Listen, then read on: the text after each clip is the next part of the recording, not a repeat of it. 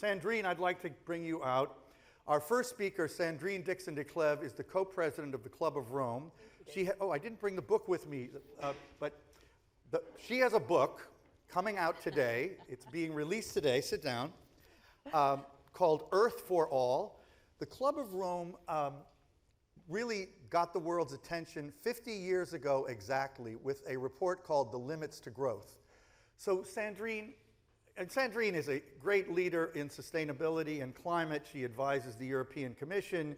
She advises heads of state. She does all kinds of amazing things. She lives in Brussels. Yes.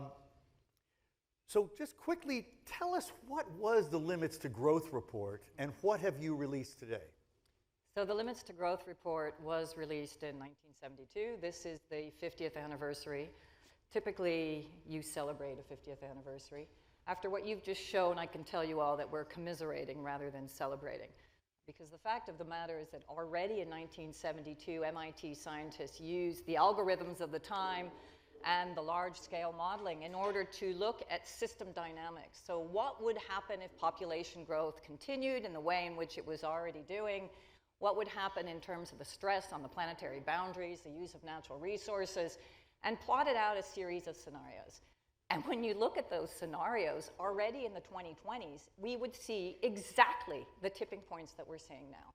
So weather events that would continue, impacts in terms of social tipping. All predicted in 72. All predicted in 72. Even conversations that some of these scientists and also Aurelio Pache, who started the Club of Rome, was having with the Kennedys at the time. You look at what Bob Kennedy started to write about. He was writing about we need to think about going beyond GDP. We need to think about indicators that actually reflect people's lives and livelihoods, not just think about production and consumption. So that report was got a ton of attention in the media at the time, but it was essentially ignored by global governments and society. It was ignored because economic growth was exponential at the time, because everyone thought that things would be easy to continue, technology would solve our problems, and we could find an abundance scenario, so we could continue to grow beyond the limits. And what we actually do see now, in fact, there are new letters coming that we have seen that were sent to Carter and others during those administrations in the 70s and the 80s, even before Al Gore and others started talking about it really at the end of the 80s, all the warning signs were there. But growth, and in particular the profit motive, which is the essence of neoliberal economics, continued to stimulate that growth paradigm. Okay, so what are you releasing today? What is Earth for All, and why is it so important? So Earth for All is bringing together actually some of this system dynamic modeling undertaken by the Norwegian Business School and one of their chief modelers, who was one of the MIT team, Jürgen Randers, who decided to actually redo some of the modeling, and it's called the Earth 4 model, address these system dynamics in a 21st century context, with modelers also coming from Potsdam Institute, some of you might know. Johan Rockström, the chief scientist also at the Potsdam Institute, has been involved. One of the most eminent climate scientists in the world. One of the most eminent climate scientists, and together what we wanted to do was bring that modeling, understand, okay, so if we are where we thought we would be in the limits to growth, where does that leave us now? What is the next step? What are the scenarios? And we've come up with two scenarios, the too little, too late scenario and the giant leap scenario, and we can get into that afterwards. But that team of modelers brought out actually those predictions. We then stress tested them with a group of commissioners, which are economists and scientists from across the globe, because we also wanted to bring a social element and in particular a southern element, not just have the usual US, European dynamic in terms of the thinking. And then we brought all that together into this book, which you don't have in your hand, which you were supposed to bring out, but that's okay, which very much demonstrates those results. Well, so just like for the Limits to Growth report then, you've assembled a very eminent group of global experts and come to some kind of consensus report. And let's leave the not enough scenario on the floor, because we all know how awful it will be, or we should know, if we do not enough. But give us the optimistic side of the equation. What is possible in the conclusion of your group? So there's a lot that's possible, but I think what's really important is the too little, too late scenario, sorry people, pretty much shows what we're doing now, which means that we continue with the markets the way they function. We continue to tinker along the technology path. We even bring in most of the solutions that we already have today, but we don't actually get into the giant leap, which is upping the bar. And upping the bar is not just through technological innovation. Upping the bar is making sure that we address actually 5 key turnarounds. These 5 key turnarounds will bring us to what we call a well-being economy. Most importantly, addressing poverty. What we see is that we showed the environmental tipping points in this film, but what we're going to have is social tipping points far before actually the environmental tipping points. Then you get the equity issue and the equality issue, which we can see in this country as much as we can see everywhere else. Empowerment, which is fundamental, bringing women into the fold of the economy across the globe, ensuring that they're part of decision making, but most importantly, in those countries where they don't have access to education. Why? Because that has a direct impact on population growth. And then the 2 key, what I would say, underpinning parts of our society that enable us to thrive, which is having access to energy and having access to food. And being in Europe right now, I can tell you that this really hits home, because we are being hit by energy poverty. We are already now, in conversations that I've had with policymakers, very fearful of losing our democracies and going into a ricochet effect of social tipping points because of that energy poverty. We're having issues in terms of inflation, which means that everybody doesn't have access to food in the way in which it should. So those 5 tipping points are not pie in the sky, they're here. They're now. If we don't figure out how to deal with them and ensure actually that those turnarounds are implemented, we will not get to the next step, which for us is absolutely feasible, which is a well-being economy that starts to foster and service people, planet, and prosperity rather than just profit. So talk a little bit about some of the concrete things that we must do if we're going to respond sufficiently. So for each of those turnarounds, we have several recommendations, about 3 recommendations for each. If you look at poverty, for example, in terms of the poverty turnaround, clearly we need to shift the north-south dynamic. We need to also shift the way in which we address wealth. Yes, we're going to have to start wealth distribution properly. We're going to have to tax the wealthiest of our society. These are not minor points you're making, but go on. These are, sorry? These are not minor points you're making. No, they're not minor points, and they're kind of what we've known for a long time. It's just that governments haven't wanted to do it, and we're going to have to start holding governments accountable. It's also about debt cancellation, but I think what's most exciting in terms of some of the proposals is how we're starting to see governments that are coming forward with some really unique ways of addressing the economy. So we've got universal basic dividend, which could mean that, for example, we see this in Norway, we actually even see it in Alaska, where you start to tax the commons and you redistribute the wealth. Norway is the most egalitarian society that we've ever seen. This is not a communistic society. This is an economy that has just taken into consideration most of its people in order to ensure that there is equity. That, for me, is one of the most exciting aspects. The other key point is to start to think about citizen assemblies, to bring people into the governance process, to ensure that we start to go back to people. What I often talk about, and what's mentioned in the book, is that the over-financialization of our economy has completely disconnected the way in which we function within the economy and the way in which that economy is actually measured.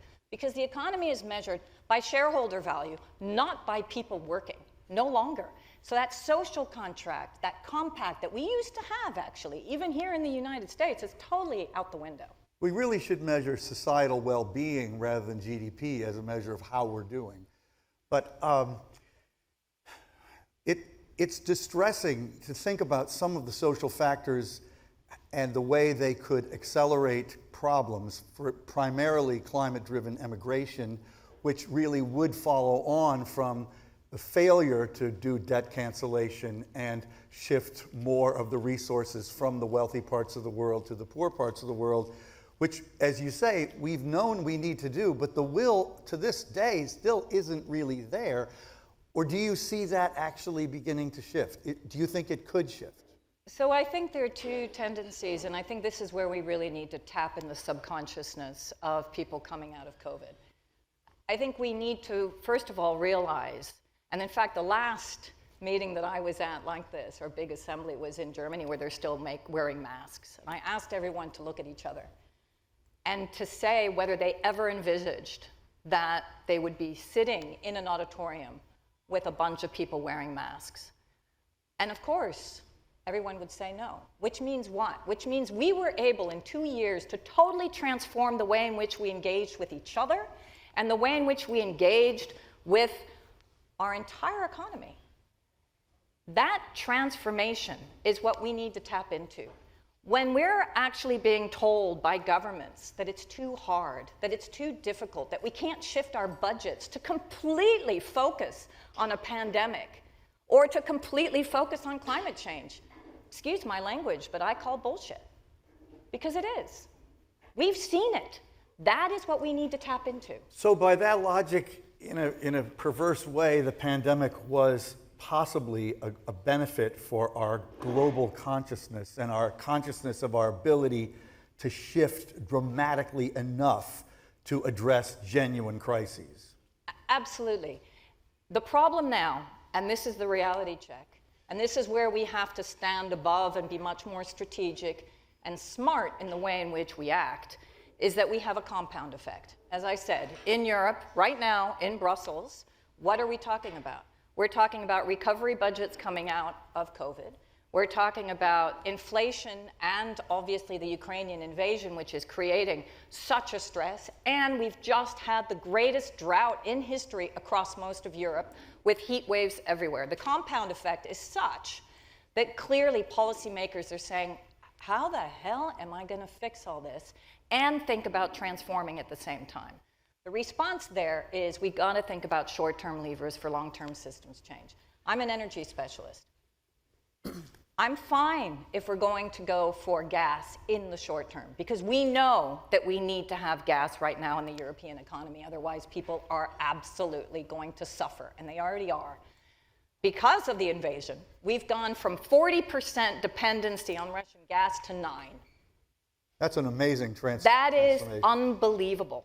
But we've created other unholy dependencies.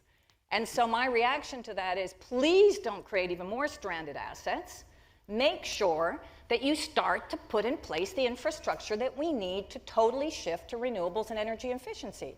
And I would add, David, that in the same way in which I'm pissed off about 50 years of having to be here talking about the limits to growth, I'm pissed off about 10 years ago when I did a report for the European Commission and told them, look at energy efficiency, go full force, because that's the best energy that you can use. It's the energy you don't use, right?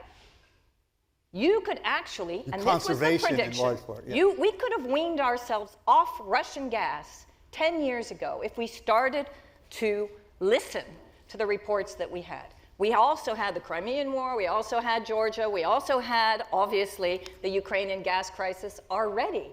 And yet we continued to build Nord Stream 2 in Germany and allow for gas to continue to come in. This is where I'm saying, let's be wise. You know, Jane Goodall says, we are the most intelligent species, but we're not the wisest. My challenge is, through Earth for All, is can we please stand up to the plate and demonstrate that we're not just a bunch of egomaniacs who are more concerned about profit and will actually be the greatest existential risk to ourselves. It's ourselves. One of the great things is that we do have on the stage today and in the world multiple examples of system proposals for how we can shift everything.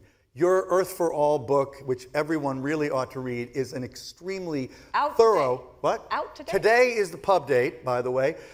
It's a very thorough examination of what we need to do.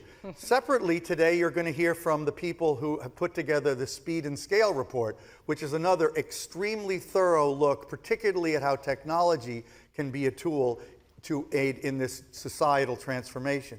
But and I think the key question for me, though, is, I mean, I don't see how to say it in any other way than global consciousness, right? And we have seen this pandemic change global consciousness in some key ways. But you talk about Norway and Alaska, the reason they can have a social dividend is that they are two of the wealthiest parts of the world based on fossil fuels. Agreed. Right? So in order to do the kind of thing you're talking about, we really have to get a little bit beyond a nation-state mentality, it seems to me, which is extremely challenging, so that the wealth of places like Norway and Alaska can be shared globally, and all the other forms of wealth that the North generates really need to be shared globally, because otherwise we will be overwhelmed with the immigration that results from that failure. But how do we get people to change that mindset? Yeah, so I think, again, one of it is tapping into we are as vulnerable as the most vulnerable link. Who would have thought that actually a virus that started in China would permeate into all of our lives and create such havoc?